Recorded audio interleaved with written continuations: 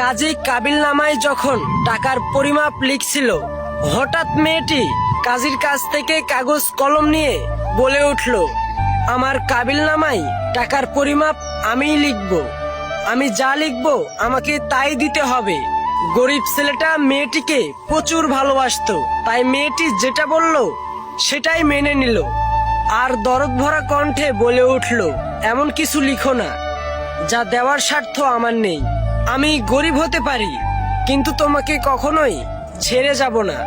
মেয়েটা ছেলেটিকে চোখ রাঙিয়ে টাকার জায়গায় টুকটুক করে লিখে দিল ছেলেটির নাম, আর সবার সামনে চিৎকার করে বলতে লাগলো, যদি আমায় কোনোদিন ছেড়ে যায় তাহলে দেনমোহর হিসেবে আমি ওকে নিয়ে যাব।